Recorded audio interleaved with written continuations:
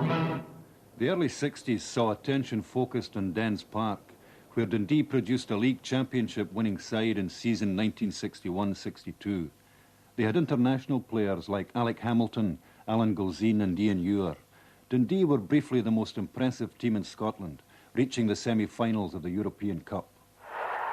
Well, Celtic have won the toss, and Rangers, the cup holders, kicking... Nevertheless, the old firm rivalry remained a dominant thread in the pattern of Scottish football.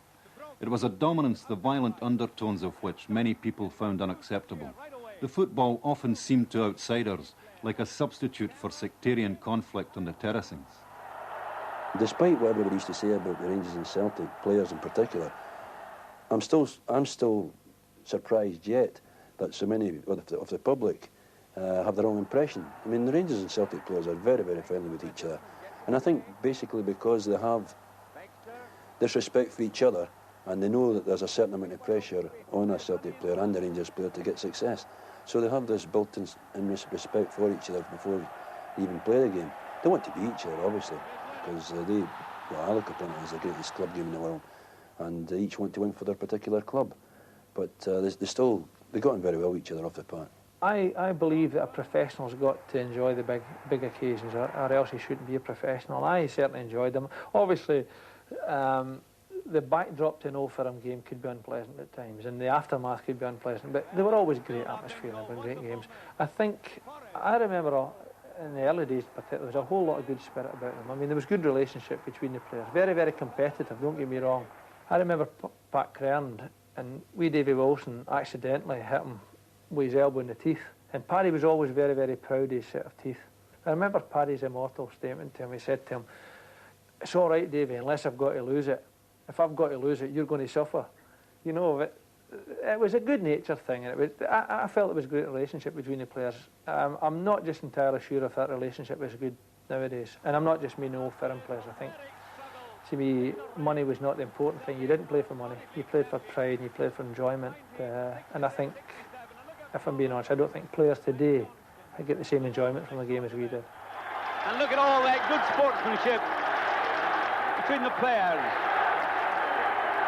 There they go, congratulating each other on a great game.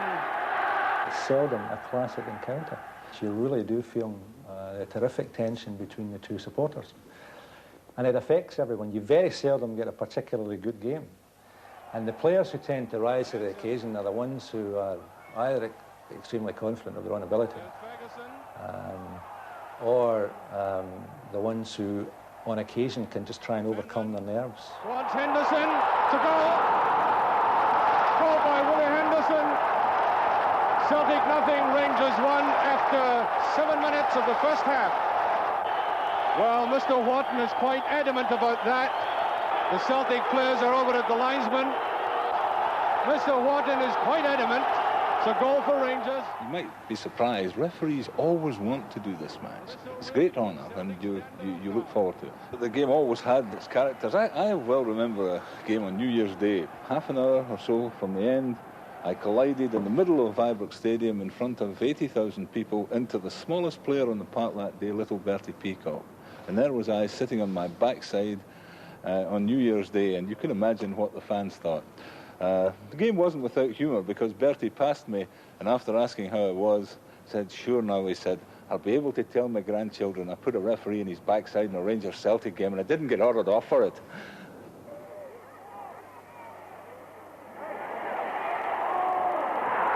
a goal, yes, and Miller has scored. I thought the ball was going over the bar. In 1964, Rangers and Dundee contested the Scottish Cup final. Rangers beat Dundee by 3-1 to lift their 18th Scottish Cup. They played with great aggression and style, and the celebrations were justified. But they weren't to last. Their great rivals Celtic were about to begin the most successful phase in their history.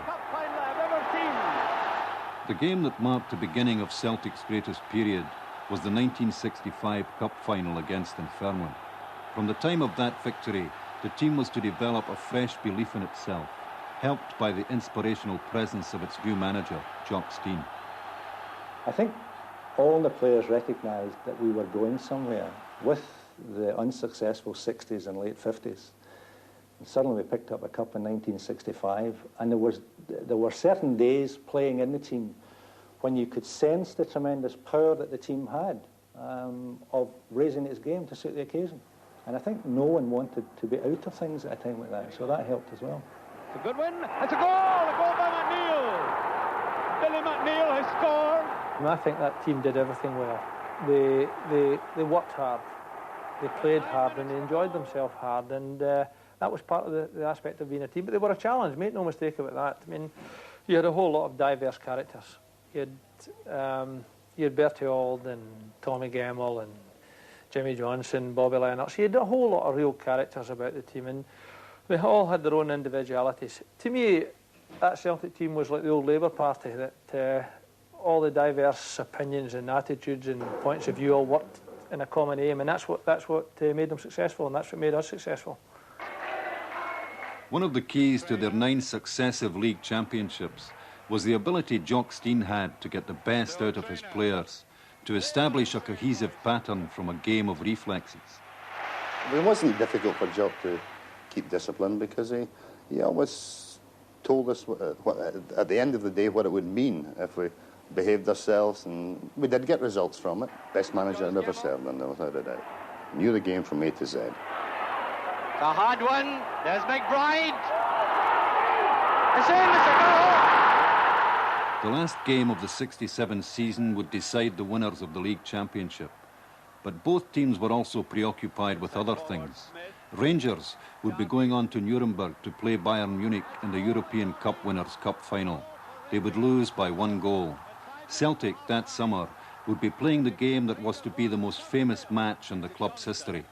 After clinching the league, they would travel to Lisbon to meet Inter Milan in the final of the European Cup. They were destined to find even greater cause for celebration. I remember the night before the game, England played, it might have been Spain in actual fact, I'm not entirely sure, at Wembley, and it was on television over there in Portugal, and there was a lad called Lennox who had a big setup, a Scots lad who had a big setup in Estoril, and Big Jock had known him from Scotland, and we were all invited up to his house to go and watch the international, and we all went up, and I remember walking back, and we were walking along the road, and we were walking through little bits of wood and things like that, and the whole thing was totally carefree and casual, and it was as though we were just out to enjoy ourselves, and I think it helped relax us and it helped settle us. He'd already done the preparations. He'd told us we had to stay out in the sun for a couple of days before. It wasn't a holiday, we were there to do a job. So we had the serious side, we had the preparation right, and I think we also fitted that bit in as relaxation. Oh, the tremendous atmosphere in the dressing room before the game. And Jock's speech, he just turned around and he said to us before we went out into the tunnel, it was a big, big, long tunnel. He says, lads, he says, I can only say I'm proud of you to get in this position. You've made history. Get out and play the way you're capable of playing. That was all. Inter Milan were the favourites, and we were the also-rans, a wee team called Celtic from Scotland, you know. And I think this worked in our favour at the start, because coming out the tunnel, Bertie, his usual flamboyant self, started singing the Celtic song, and we all chipped in. And the Italian team who were coming out alongside us looked at us and said, who the hell is this we're playing today, you know? And the Italians must have thought they were coming up against Scots' head cases. We should have had kilts instead of football pants. But there wasn't much reason for singing in the first half. And the Portuguese fans, it's 1-0 for Inter. I think really the best thing that happened to us in the match itself was them scoring the first goal. Because the Italian football that side at that time were very defensive-minded once they went in front. And there wasn't a team in the world could have played defensive football against the Celtic team of that time and not lose matches. Even neutrals were willing Celtic to win. It was an injustice to the nature of football itself that such a negative side was one up, while Celtic were so excitingly positive, so full of individuality that even the goalkeeper showed neat dribbling skills. Well, how about that for confidence? The ball came through from the middle of the park somewhere, and I didn't see anyone around. I ran out, and I was going to bluter it, give it a big one up the park when this boy ran across the path of me. I thought if I do that, it may hit him, and go towards the goal and I'd be beaten for pace after that. So I decided just to backheel it, and John Clark was lying square with me and he picked it up. I often lie in bed at nights and I say, what if that had gone wrong? I wouldn't be here today, I'd be lynched, you know.